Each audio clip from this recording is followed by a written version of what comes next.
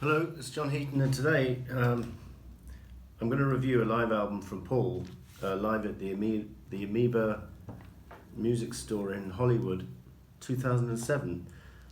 But I'm a bit ashamed to say I don't have the vinyl because I didn't see it come to Hungary yet, so I will pick it up. But I was prompted to do this review because David Jenner made a comment on one of my last videos saying how amazing he thought this concert was. So it's on spot. It's available on Spotify, the whole concert. So I listened to it in the car yesterday, and I was pretty impressed. The thing about before I talk about this particular album, the thing about Paul's live albums, we've had so many of them over the years, that one doesn't really get surprised by anything these days. So I was pleasantly surprised by several things on the Amoeba gig, and I'll come to them in a minute. So the live albums were reviewed in the McCartney Ultimate Music Guide, and they gave Wings Over America five stars, and then they gave the rest 3 stars basically. Although Amoeba they gave 4 stars too, so that was interesting. It was originally available as a promotional item via the Mail on Sunday, I think, and then made available a couple of years later to members of Paul's fan club, I think. I didn't pick it up at the time, and now it's just one of 4 live albums which have been released on black vinyl and coloured vinyl. So that's the background. Before I go through this album and tell you what I think of the highlights, I just want to show you the other ones we have out there. So we've got Wings Over America on record and captured on video in Rock Show. That's my favourite McCartney / Wings concert of all time, always will be, I think. This is a kind of semi-live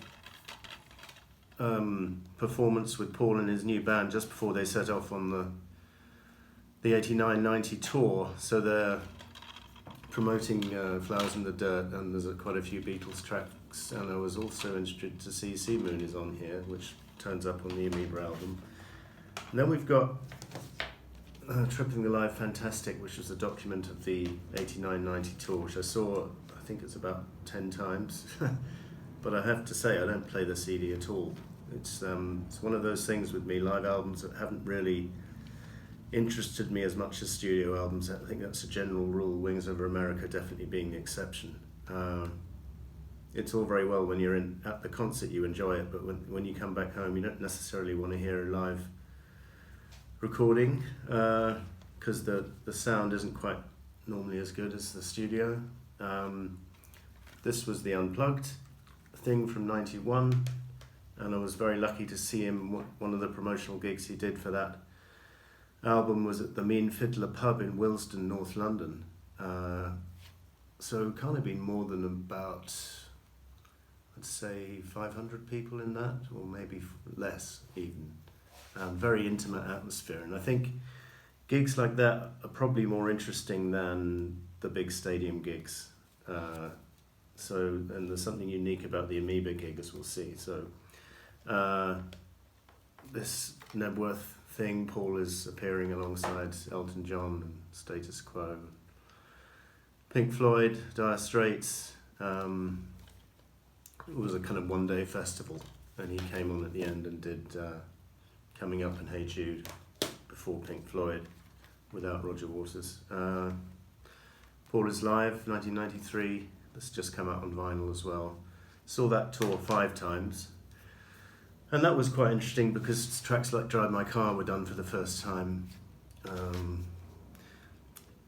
What else? I mean, obviously he was promoting Off the Ground. Michelle was done for the first time.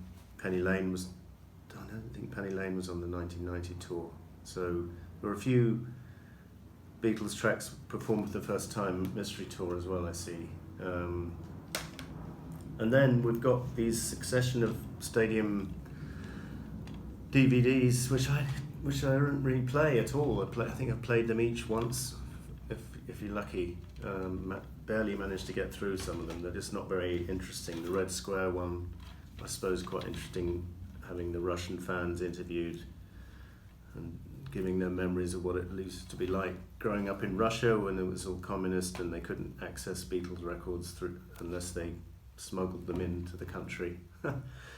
But having said that, quite annoying because I would prefer the concert to have been the full concert uninterrupted, and it's not, so that was quite annoying.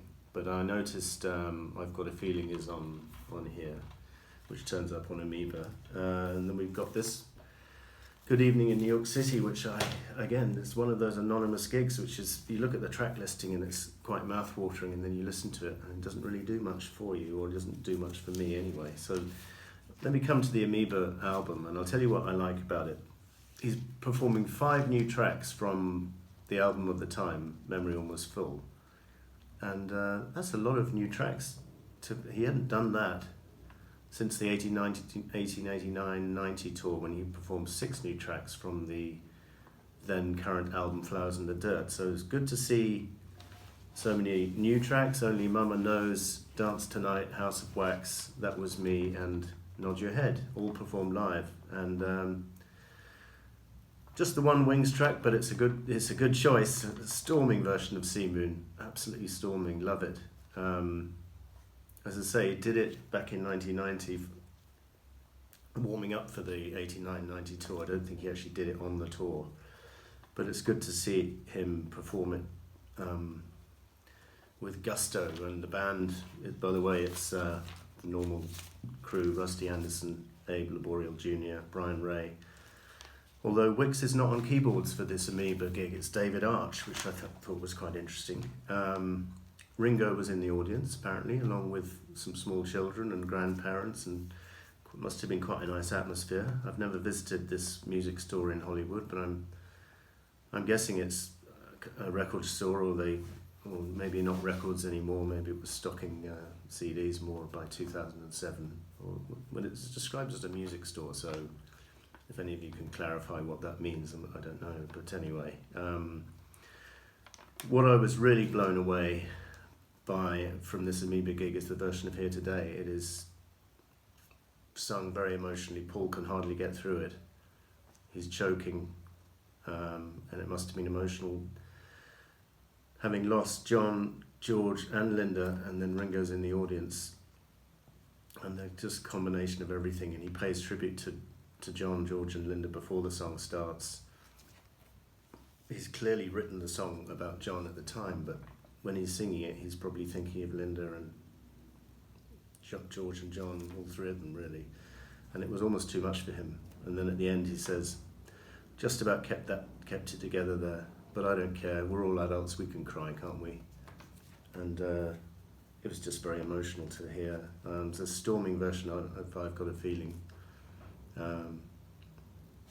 Really well played, and even the guys singing the John part do a reasonable job. And then the other highlight for me of this concert is I'll Follow the Sun, a brilliant choice from underrated track from the Beatles catalogue, from Beatles for Sale. Storming version of the Carl Perkins song Matchbox, which had been on the 64 EP. And then, apart from that, the highlights of the concert for me are the 5 new tracks from Memory Almost Full, because sorry to say it, David Jenner, but I just don't agree. I don't enjoy listening to endless versions of, I don't want to hear another version of Hey Jude, I don't think ever, and I did manage to listen to it just now, but I saw her standing there. You know, we've heard that so many times from Paul in concert. I know this particular concert was a spirited performance, and if you were there it must have been brilliant. But Get Back, similarly, been done many times by Paul over the years.